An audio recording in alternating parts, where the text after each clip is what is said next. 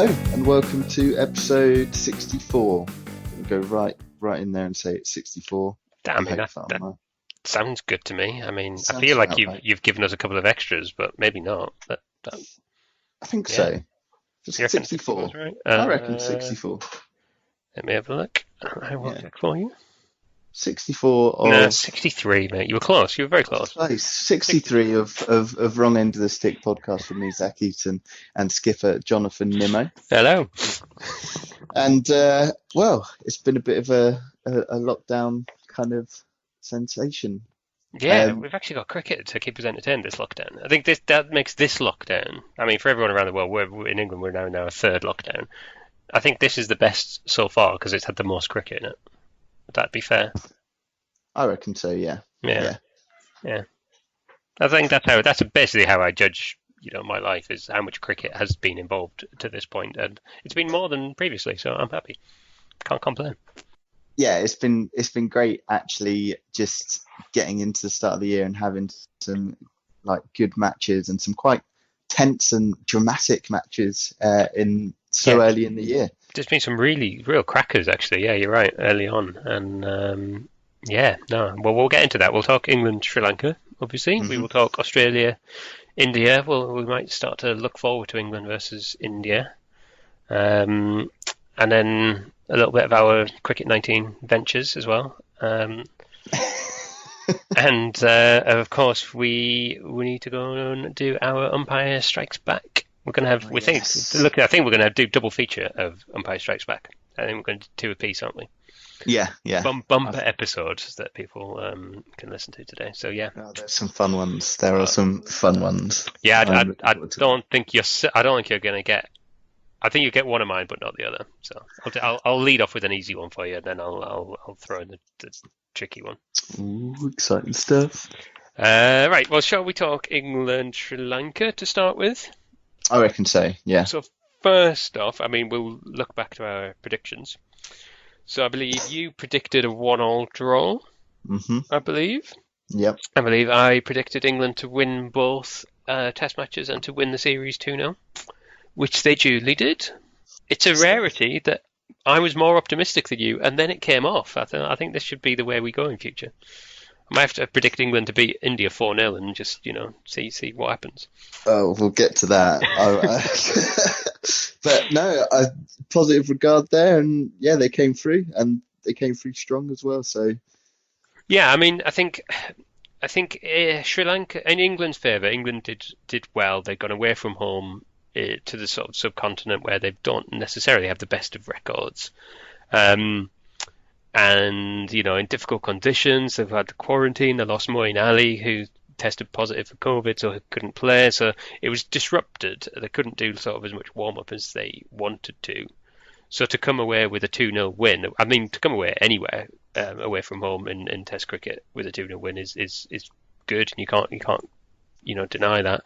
I think Sri Lanka fans will be disappointed in the manner of their defeat. I think they shot themselves in the foot in both tests, with batting collapses that England would have been proud of. But you've got to keep performing to make the most of that, and England did that. So I think that's really positive. And I think, I don't know. I mean, the biggest positive for me was Joe Root. Out of that whole test, I don't know about you, but he scored runs for fun and looked so much like the Joe Root of old that if he can maintain that, that's got to be a massive plus for the England team moving forward. I think this is seeing him play and seeing some of that, taking a bit of stick and some of that kind of jovial kind of nature and actually having fun out in the middle in what is like you say, away from home, conditions that aren't, in England's favour, or what they used to do with a team that's been hit a bit obviously by the lockdown and not at full strength, and for him to go out there and perform the way that he did. It is that kind of Joe Root of old, that 2-3 years ago at Lord's playing South Africa and having a good time and getting big scores, and it's good to see that kind of spark reignited in him in Sri Lanka, and hopefully carries on over into India with some of the big boys returning as well. Yeah, I mean he scored more than twice the runs of anybody else in that. Like he scored 426 runs in two test matches. The next Yeah. closest to him scored 213. So Okay. it was absolutely just solid Joe Root. And the thing was, he looked so good in the match as well. He didn't look like he was going to get out when he was sort of in form, and he went and got that massive score of 200. Was it 228 or something? Absolute massive score. He just didn't ever look as if he was in trouble. No. He was sweeping really well, and that bodes well for England playing India. I know India's going to be probably a sterner test, but Mm. I think that's a positive. I thought Johnny Bairstow played well. To be honest, I thought he looked fairly solid. I think he's not going to India, if I'm right. I think they're resting him for the India test, which is a shame because he was looking back in form. But I get it. You got to look after your players, and having done several weeks out there, he'll probably be pleased to get home for a few weeks and stuff. So I get that. And I think the other positive, or it certainly started as a positive for England, was Dan Lawrence looked good on debut, but then his second test wasn't as good. So there's ups and downs, but he's a young lad. He'll have had good experience from it. So Mm. yeah, but I think overall it was good, solid performance from England. And yeah, now they move on to India for a 4-test series. And yeah, as you say, we got some of the bigger players. You got Stokes coming back, Archer's back, Rory Burns is back. So the hope is that we can go and be competitive. I don't know. That's all I'm looking for England to be in India. I don't know about you. Are you being more optimistic than I am? Well, I think I don't know too much about. I think the win from Sri Lanka in that kind of hot environment and the conditions, coming off of a a flawless kind of run against Sri Lanka and going up against India, all negative COVID tests, all out of quarantine, all kind of rearing to go. They're going to be on a bit of a high, and although India obviously bested Australia in what was you'll probably elaborate, a massive kind of comeback. I think there was a bit of grit involved. It was a bit of a fight and probably a bit more tiresome, apparently, than kind of England's about. So I'm leaning heavily on England. I think they're looking strong. It's nice to have Rory, Burns, and Archer and Stokes back in the mix. That's definitely going to be something that India are going to be thinking about. And if Root kind of maintains form, we haven't got Bairstow, and he was playing well, but I mean, you look at the squad. There's a few debuts in there, but we've got some kind of core members that are back, and I think England are going to go and swing. And I'm looking forward to it. It's going to be a good battle. Yeah, I am. I really am. And I think let's divert our attention to that Australia India series, because that has been a series for the absolute ages. I mean, it's got to be up there. Some of those test matches with the best you will see. Mm. Now I can't remember where they were up to last time we spoke. I think they were probably at 1-1. I think so. Australia won the first test and India won the second. And then the third test was drawn, and the fourth test, there was all that. Yeah, we'd spoken after the third test, because there was all that sort of animosity coming, and it was all building up to a bit of a head of steam, ready for that fourth test. And India somehow, with like a phenomenal performance, has pulled out the win against Australia in that final test match, and all of that sort of aggravation and that. As we were sort of saying a couple of weeks ago, that Australia looked as if they were the cracks were appearing as soon as they were under pressure. India really exploited that and looked phenomenal. And I think one thing we were saying sort of off air was that they've done this with basically a second string team. India, I think they didn't have any of their first choice fast bowlers or spin bowlers. They lost Virat Kohli, who's sort of their talismanic captain. And to achieve what they did in Australia, I mean, nobody goes to Australia, with half a team and expects to come away with anything, Yeah. and to have gone and won that series in the sort of the hostile environment that it was, again with a disrupted preparation and things, and against a team with basically a full strength Australia team as much as it gets, Labuschagne and Smith. Mm, scoring, I think, between them over 700 runs in that series, which is just mm. absolutely crazy. It's not as if Australia were depleted as well and not playing as well as they could have been. So for India to go and do that, I think they're going to be on an absolute high. And I think for me, sort of turning attention back to the England bit, I think England now going to India. I don't think Bess and Leach looked amazing in Sri Lanka. They took some wickets, but I think they need to improve from there to take on a team that, when you see the depth that India team have, Mm. that's scary for me. I don't see anything but a 4-0 win for India coming out of I the next series. I really don't. it's interesting, isn't it? I mean, for you, that that series, is it in cricket where, India looking like the underdogs have just come back and you've got this David v Goliath, or and it's just a bit of a freak, a freak sort of a thing that's happened, and fair play to all the players and showing that grit, or should the Australian leadership team be worried, and is there some cracks kind of bubbling? We've seen some of the pressures come out in some of their not so I, I, witty or imaginative yeah, and statements. that's it. And I think Australia do still have a problem in terms of their sort of culture and their supposed, they're now in this nice guy Tim Pin era. That's not there. That veneer has cracked and gone. Mm, But they are still very much cutthroat, out to win, doing whatever they possibly can to win. But that makes them dangerous, mm, for me. And they were under pressure, and some maybe didn't play as well as they could. The bowlers on probably weren't as good as they could have been. But mm.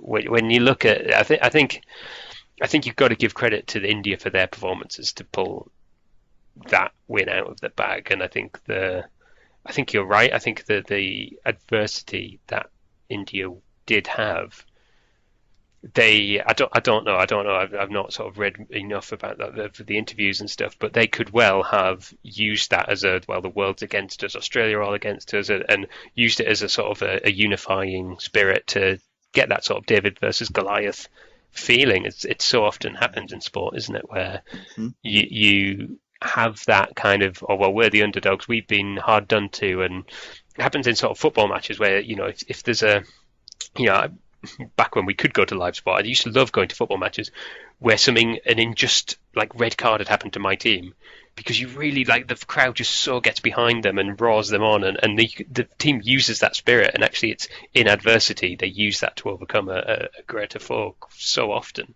And Mhm. maybe that's the mentality that India pulled out for that win, and that will be different. They will be heavy, heavy favourites for this England series.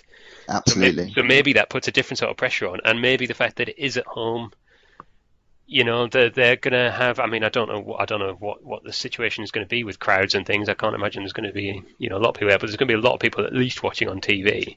Like, Hmm. that's it. A lot of people. We're talking hundreds of million are going to be watching that on TV. So it does add a different kind of pressure. And I guess it'll be how the Indians whole stand up to that, but they've not had a problem with that in the past, and that's the See, thing that worries me.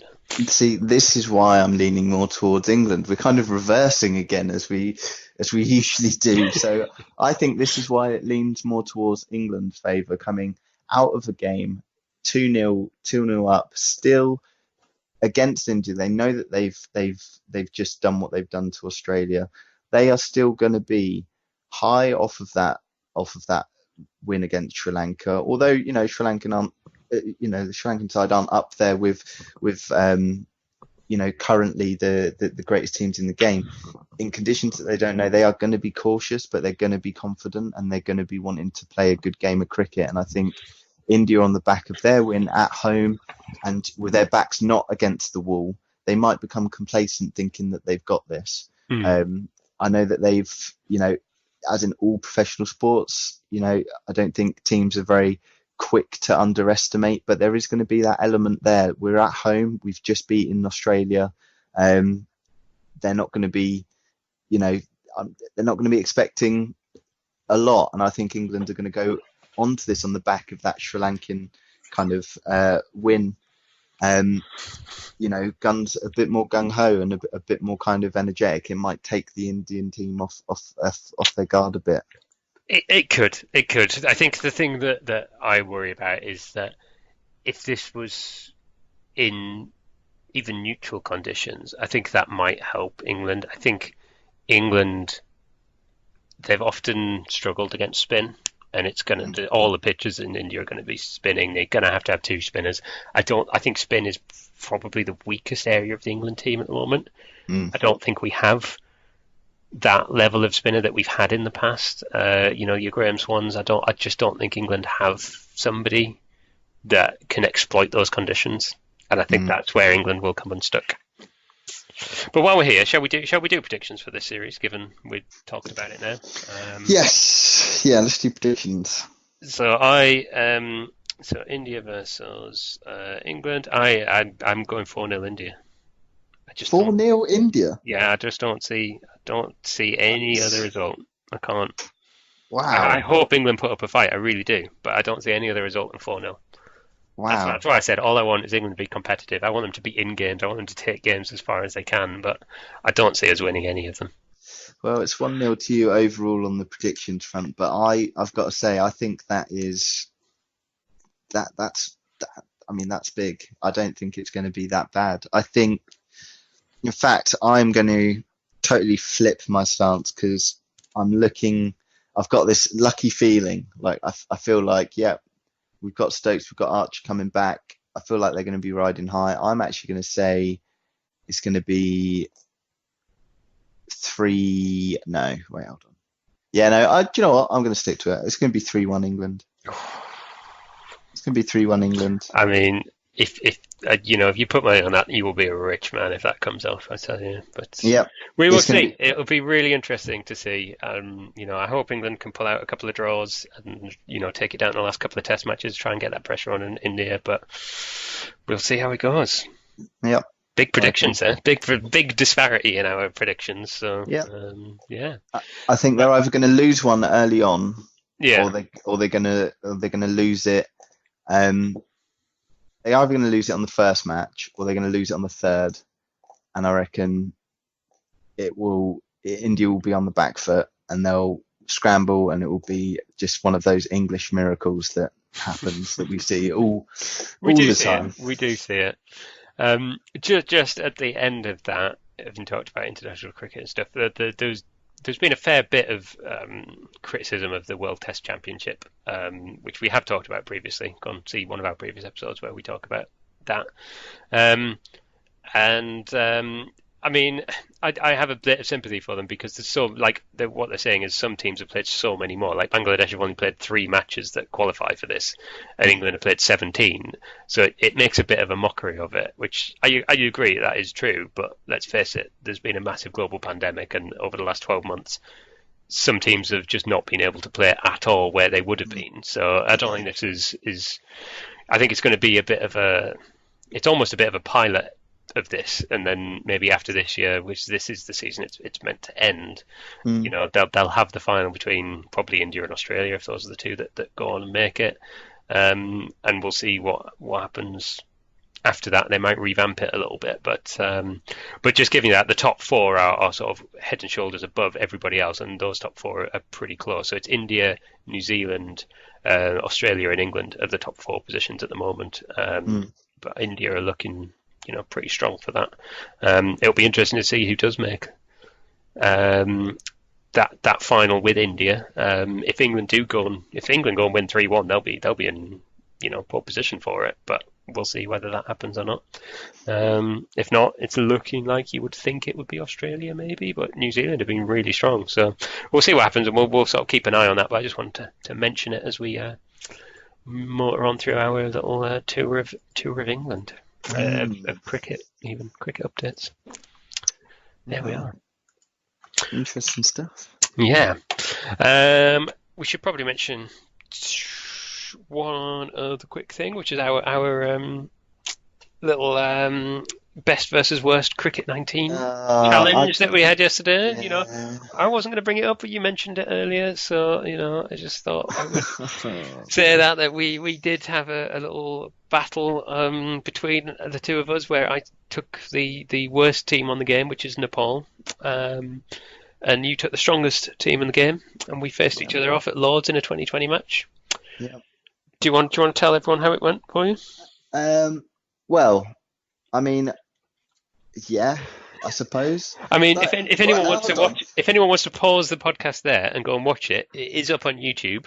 Oh, great. Sorry Yeah. about that. So No, do go onto our fantastic. YouTube page, just search Wrong End of the Stick on YouTube, and you can go and watch the match there, and then come back to us, unpause, and we'll talk about the result. So there's your spoiler result, and look away if you don't Right. want to know the result. First off, a Continue, little guys. caveat here, right? Because Jonathan has been kind of tackling online players all over the world and has been smashing out Cricket 19, right? I have not been smashing. I have played a number of games over the last few weeks. That is true. In preparation for this. He's been playing e-game pros, basically. Esport pros on this It thing. felt like it at times. It has felt like it. Yeah, I have been getting smashed by Indian kids online for a while now. So, yeah. Yeah. So, well, I won the toss and I elected to kind of have a bowl and see if I could bowl him out quickly. I know Jonathan likes to chase, so I thought I'd get in, try and get in his head earlier, try and, kind of put him off his sort of game. And he ended up getting, I don't know, like 150 odd or whatever Yeah, he got. 155 off about eight. I think you did bowl me out in the end. I made it through about 16, 17 overs Yeah. and got 155. I was pretty pleased with that. I was all right. It was good. I was happy with that. It was competitive, wasn't it? It was competitive. Short and Lynn from the Aussie side dropped absolute dollars, but seemed to Yeah, to be fair, relish the over-the-shoulder kind of absolute corkers of catches. But yeah, no, the ones Yeah, straight up in the air. if you had kept hold of all your catches, it would have been a lot less of a total that I managed to end up with. Well, yeah, I think I They sort must of have got dropped smacked 4 or around a 5. bit. Yeah, they must have dropped 4 Yeah. or 5 there. So yeah. And yeah, so I wasn't confident. I would have liked to have restricted him kind of under 100. I think would have been preferable. I think my initial thing was if I can get him down to 60, then I should be all right. Smash that, and then I came into bat, and well, Didn't end well for you, did it? it didn't end well at all. So Finch and Warner were out, I think, within 2 overs. Not even that. I believe the score was 1 for 4 at one point. You had 1 run for 4 Yeah. 4 wickets. Yeah. As you didn't start well. You battled back a little. It took me a while to get back into the batting. Yeah. I've got to, anytime we're doing our future games, and anyone listening, just remind me if ever there is like a post up saying we're going to do a cricket 19 matchup. Someone just message me and say make sure that you practice your batting beforehand, because I'm just absolutely terrible at it. Like my timing totally off, just straight to you and mid off, like missing them, pads in the way, just making the Australian team look like clowns, basically. So sorry. There was a couple of beauties. One that cartwheel middle stump. That's worth watching out for. Yeah. If you're watching the highlights of it, and yeah, there was a couple of extremely well bowled balls from Nepal, and there was a couple of kind of ridiculous runouts, I feel. Yeah. Where one guy just wandered out of the crease for no apparent reason and got Yeah. stumped. So yeah, it wasn't the best performance from Australia, but I can't actually remember the score you got to in the end, but It wasn't a lot. it wasn't high. It was No. was it in the 30s or 40s? I don't know. I can't remember. It wasn't a close game though. Let's be honest. It definitely wasn't a close It wasn't game. as tight as you'd expect it to have been, but it was good fun, and we had a good laugh about it. So yeah, the highlights of that are set up on our YouTube channel as we speak. So please do go and have a look and Just comment. the We had highlight. a bit of we did stream it live on Twitch, and we did have a bit of love for Nepal in the chat as well. So it was nice to see people coming on and giving some support for the underdogs. That David versus Goliath spirit. That's where you got that from, isn't it? That's Yeah, what you're talking that's about. it. You were just preempting this this That's conversation. it. I knew it. That is it. That is Uh, it. It's just I didn't expect to be the big dozy Goliath getting completely smashed by Nepal. But any Aussies uh, watching or listening, apologies. yeah. But if you got any tips on Cricket 19 on how to bat, then please do get in touch. Oh dear. Right. Shall we go on to things that are more enjoyable for you? So shall we do Umpire Strikes Back? I am so ready for Umpire Strikes Back. I've got some absolute stonkers that I'm looking forward to. So Good yes, stuff. sir. Right. Shall I lead the way, or do you want to lead the way this time? I you start. You start. You I start. start. Okay. Okay. Right. Um. So you are the umpire. What would you do in this situation? So the batting team are batting. The batsman strikes a lovely cover drive. It's racing along the ground towards the outfield, but Mhm. before the ball crosses the boundary, a youngster from the crowd hops over the boundary, picks the ball up, and throws it to a fielder that was chasing along, but not really ever going to get there. What do you do? Wow. This is a quite Diff- tricky one, actually. It's a tricky one. I think I don't know.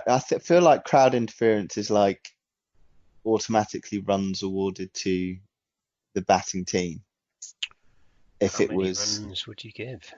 um, I don't know. Would it be? I don't. I want to say just five because I know five's that sort of.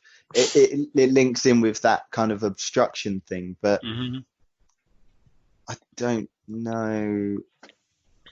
I'm gonna go with. I'll tell you what. I'm gonna just say it would be a dead ball, and that they'd have to repeat the delivery, repeat that ball again. I will. I was going to say I'll give you half a mark, but that's too generous because you're not right. Oh, But you should signal dead ball to stop anything else happening at that point. right. Okay. But what you do then is effectively you've just got to use your own judgment to say what would likely have happened and award that many runs. Oh, So if you think the okay. fielder was pretty much there and has been stopped from getting it, you give however many runs the batsman have run at that point, so Yeah. two or Yeah. three. But if it was flying along and it was the fielder was never going to get there and it was going to hit the boundary, you just give them the 4 runs and you move on to the next ball. Fair enough. So Fair yeah, enough. That seems like the most logical way, but yeah, in, cricket is often not logical, so I'll give you that. That's fair. But yeah, so you were close. You do signal dead ball, but then you just give whatever would have happened effectively. So, right. yeah, Okay. quarter of a point I think for you there. Quarter of a point. I'll take that. I'll take that. This is right. Okay. So my one for you, my first one for you is something that I think I've done by accident on some of the Sunday games. Not to this degree, but I'd like to see what you would do in this situation. So, um, facing the first ball after lunch, you have or the batsman's left his phone in his pocket. Starts, he's hit it. Phone starts ringing. The fielder's obviously distracted. Drops an easy catch. You're the umpire. What do you do? Oh, that's a good question. I like that one. I knew That's you'd a like that really one. good one. Now I don't know the laws around the game at that point. Whose phone was it? It's the Was it? batsman. It's the batsman's He's not phone. taking it out of his pocket after lunch. I mean, I think if he's missed the catch, I think it's going to be one of two things. I think it's either going to be just called the dead ball and you just start again, Mhm. or it's not counted as a catch. It's just that's it. He's unlucky. You tell the batsman off and you move on with the game, and the ball counts. It still counts as a drop catch. Mhm. It's like as in it doesn't count as you don't give the batsman out or anything. And I think I'll go with that one.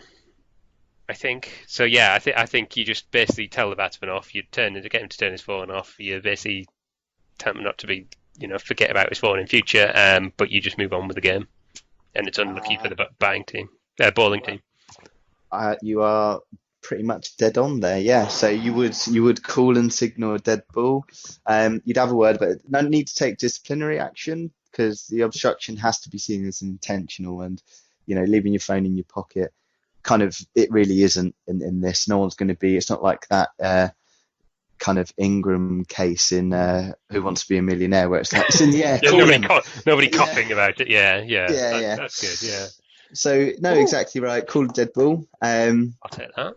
And there you go. Yeah. Right. Do you want your second? Yes, please. Your second, I think is a tricky one, but we'll see what you think. So after a fielding mix-up out towards the boundary, the batsmen have already run 4. Fielder gets there, and he basically throws a bit of a hissy fit and slams the ball down over the boundary rope. What happens next? What would you do? That's 8 runs. They've run 4. If the fielders then pick the ball up while play is still going on and thrown it over the boundary, he's just given away 4 runs. So that's 8 runs to the batting team, surely. Spot on. I like it. I thought you were going to have a bit more deliberation about that, but no, that's absolutely spot on. Nicely done. Yeah, 8 runs. Yeah. Can't be having a hissy fit. And you go and have a word about his conduct as well. But yeah, absolutely, he's just given it away, and it is 8 runs. Yeah. Can't be having a hissy fit if it's still in play. Like, unless anything happens, that ball is still in play until it's tacitly agreed that it's a dead ball. So if he throws it over, that's it. Spot on. Woo, nice done. So there you go, 1 1/4. Well done. Okay, I've got 2 here, but I'm going to go for the funnier one because it's funny. So, right, you're out. A fielder's wig flies off. Right. I'd love to be there for this already. I don't care what happens next. I just love to be there for it. But right. Let's go on. A fielder's out there. Ball's gone in the air. He fumbles this high catch. His wig falls off, but the ball dropped right into his wig. Didn't hit the grass at all. He picks it up and appeals. Is it out or is it not out? So his wig's fallen off. The ball's landed in the wig. Yeah. So he's caught. He's jumped up in the air. Yeah. He's crumpled. There's a fumble. Ball doesn't hit the ground, but it lands very nicely into the fielder's fallen wig. Yeah. Without touching the ground, and the fielder obviously appeals, holding his wig and ball in tow. That is not out for me, because if he like grabbed his wig midair and caught the ball in the wig, I think that's probably out. I think that's probably fine. But it's left his body. It's like not connected to him anymore. As in, like if you're out and you like catch it in your t-shirt or something somehow, that's fine because it's still connected to you. But I think because it's left him, it's grounded and it's not out. That would be my verdict. Absolutely correct, and it is brilliant. Yeah, well said there. Exactly the same. I think we've done some stuff on if it hits a helmet or people throwing their caps. So although there's no deliberate wrongdoing here, the wig's obviously meant to be worn on his head, not on the pitch. Same decision would be made as not out if it landed in the cap, for instance. So if it fell off, same sort of thing. Whether or not it made contact with the ground is irrelevant. So absolutely right. The call is not out. Cool.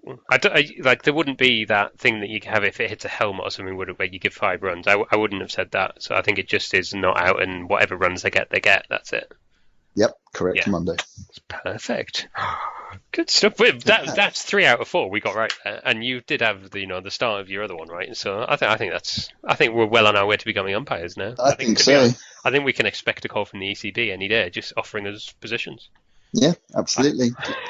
Send us some details on what the pay's like and everything else, and we'll be there. The pay's terrible, but you get to go and watch cricket all day, so swings and roundabouts. I'll do it. Yeah. Cool stuff. I think we're done.